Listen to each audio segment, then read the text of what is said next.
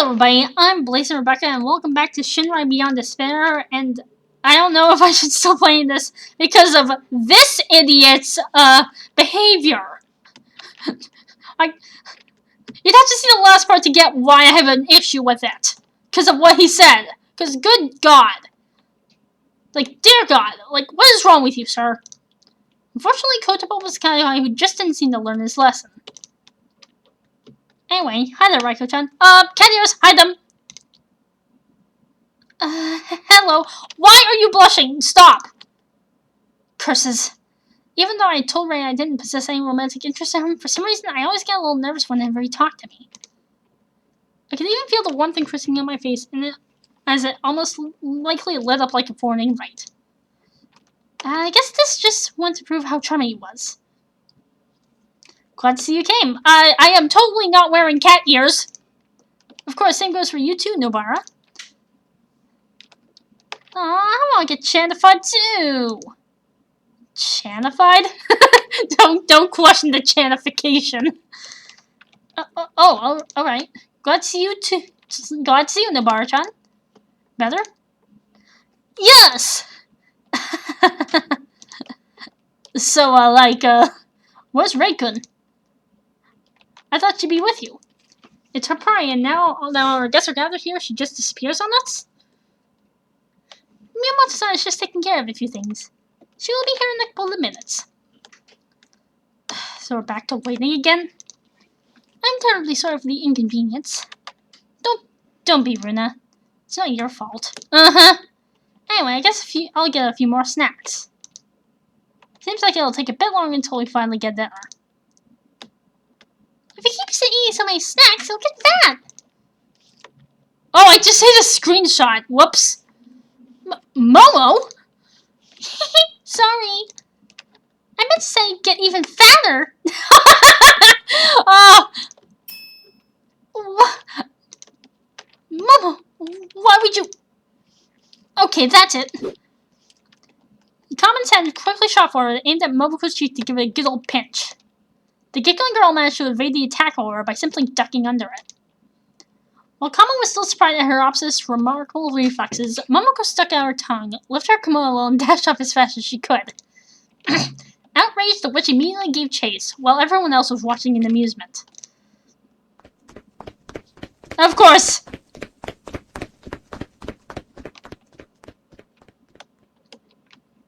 Oh my! Well, it's just like Aiga-san said. It might still be a while until Miyamoto-san returns, so... Until then, why don't you take a look around the dining hall, Shinboku-san? Akadori-san? Feel free to try some of the snacks when you're prepared as well. However, I would advise you not to eat too much. We will be having a dinner in a... Tamashi-san! You can't eat those! Wait, what? Panic suddenly slapped into her face. Runa quickly hurried up toward Mika, who was apparently trying to eat one of the main carved pumpkin decorations. God damn it, Mika. Honestly, that girl. Well, what do you think, Raiko-chan? I think I should save. Want to take a look around? We can also talk to the others and kill some time till Ray's here. I don't really want to... Oh, come on! Since we're already here, we might as well talk to him. They're classmates, after all. Talking to our classmates, huh? I wasn't really the kind of person to just go up to others and start conversations. When someone came to me, I could easily reply, but starting a conversation myself? No. Just no. I wasn't good at that unless it was with Barachan or I had a clear purpose in mind. You know, like asking a stranger for directions or something like that. But starting a conversation just for the sake of conversing about random topics? No. Just again, no. I didn't enjoy small talk and never had a clue what to talk about. However, since there wasn't anything else to do and I was already feeling bored, talking to the others maybe it wasn't such a bad idea to kill some time. Besides, Barachan was with me and she loved to talk, so I probably don't have to worry about it too much. So, what do you say? Alright, might as well try and make the best of it, I suppose. Damn straight! An investigation sequence is about to start. Do you wish to read an explanation? Yes please. During an investigation, you can examine your surroundings and talk to the people in the vicinity to gather clues, evidence, and information. Simply move the cursor around and click on any highlighted objects to examine them. You can also change your view by clicking on the magnifying glass icon in the investigation menu at the top of the screen. If you want to talk to the other characters, click on the speech bubble icon instead, and a list with everyone you can talk to will appear. If you want to end the investigation, simply click on the checkmark icon. Note, however, that sometimes you might have to fulfill certain conditions before you are allowed to do so. Okay. Doing the following investigation, that won't be necessary, no. If you want to continue with the actual story, feel free to click on the checkmark icon and skip right ahead at any time. A few notebook entries have been added. New diary entry has been added. New character profile has been added. There we go. Okay, before anything else, let's check character profiles. Yep, Mika, Momoko, Hiro, Kamen, Kotoba, Taiko. Hold on! There are still 4 others! What? Okay, hold on. There's Raiko, our character, Raiko. Nobara then Rei. 1, 2, 3, 4, 5, 6, 7, 8, 9, 10. Who are the other 4 then? Or are those just there just for the sake of it?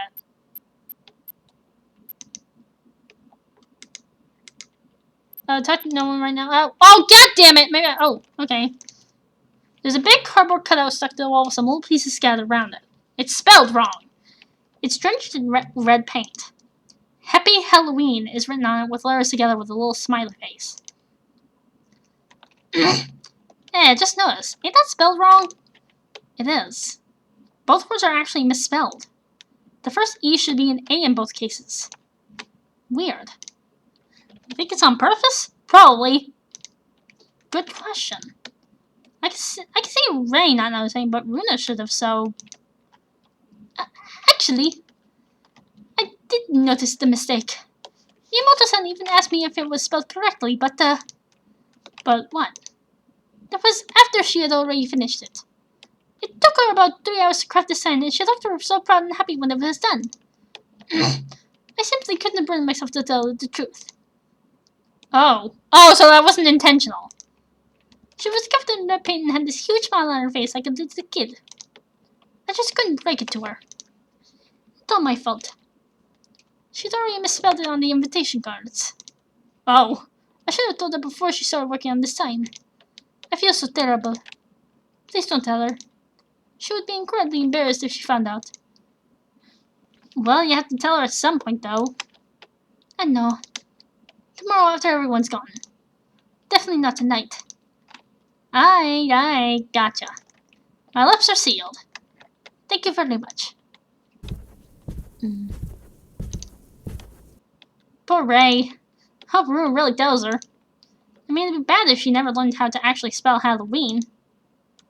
Could really screw her over and laugh.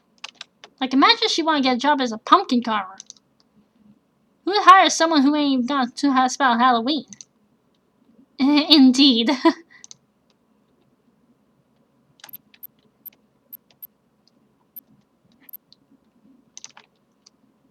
Hey, look up there! You mean the sign above the entrance? Yes! It's got welcome to hell in bloody letters on it. Something bothering about it? You about it? Isn't the placement kind of weird? How so? Well, if you enter the dining hall, you won't be able to see the sign unless you turn around and look up. So does this sign kind of fail as a welcoming sign? What's the point if you only see it when you leave, not when you enter? Guess you have a point. Maybe you ain't welcoming you into the dining hall, but into the corridor? But they'd be saying hell ain't inside here, but behind them doors. But with all them creepy decorations about, the dining hall sure looks a lot more like hell. Oh! Of course! I got it! I'm almost afraid to ask, but what did you get? That sign ain't supposed to welcome humans like us into hell. It's supposed to welcome demons into hell. What? Think about it. For a demon that was born and raised in hell, hell naturally would be its home. So we'd probably think of the human realm as hell. What? It's just like, vice versa. For us humans, the human world is our home and the demon world is hell. So logically for a demon, the demon world must be home and the human world was hell. I'm kind of disturbed by the fact that you just used the word logically in that context. Also, I'm repeating myself here, but... What? Come on! Work with me here! Let's try this again. The diamond hall is all creepy decorated, right? So demon might be alone here. But, once it lead into the hallway, into the human realm, it'd be in hell! That's why the sign above the door says, "Welcome to hell." Don't you think that makes sense? That was sense in what you just said? Not? It's pretty plausible to me. Maybe I just suck at explaining stuff. Or maybe you're putting too much thought into an awkwardly placed welcome sign. Or that! You're just as bored as I am, aren't you? Ooh, let's look at this. An Okiku doll?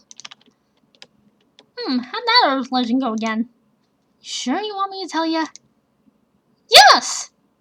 It's just a story about a doll. Dolls ain't scary. Really? Really? Have you never seen FNAF 5 Nights at Freddy's? Like, have you never seen that shit? Well, if you say so, I'm gonna be a sadistic little fuck. Don't tell me I didn't warn you, though. Anyway, here it goes. The origins of the Okiku doll. She looks scared already. Oh, hi! Long ago, there was a little girl who once owned a doll just like the one you see here, sitting on the floor. It was very important to her, and she loved playing with it whenever she could. Sadly, one day... Oh, that turned dark all of a sudden. The girl died from an illness. Following that tragic event, her parents placed a doll on her altar and prayed for her every day. However, eventually, they noticed something very peculiar. What they noticed? That the doll's hair slowly began to grow. Once very short, the doll's hair kept growing and growing until it reached its knees. I'm pretty sure that's not normal for dolls. They tried cutting it, but it always kept growing back. The parents finally came to the conclusion that the soul of the daughter had taken refuge inside her beloved doll. That doesn't... They brought it to a priest who placed it inside his temple, and naturally, it took the interest of quite a number of people, including scientists. They didn't want to believe that the soul of a human girl was causing the hair to grow, so they tried to find a scientific explanation. How long ago is this legend? Did they find one? They did, right? I mean, there's gotta be a perfectly reasonable reason the doll's hair kept growing, right? No. Unfortunately, they never found an answer. All they could conclude through their research was what? That the hair on the doll's head was actually real human hair. In fact, it was the hair of the young girl. And she ran off! Oh dear. But I did warn her. Poor gullible Chan. Oh, achievement progress. Notorious note-taker, tenacious trivia nut. 2 achievements. New notebook entry has been added.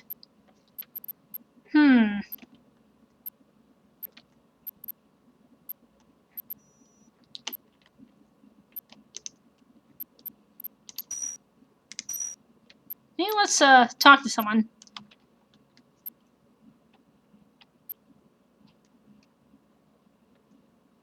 Mika and Runa. Honestly, Tamashi-san, you cannot go around eating decorations. It looks so yummy, but tastes like crap. Well, you're normally supposed to eat what's inside the pumpkin. You mean the candle? It's edible? Mika didn't know edible candles existed. That's not what I meant. What's going on here? Just Tamashi-san's usual shenanigans. Anyway, is there something I can help you with, Akadori-san? Shinpuku-san?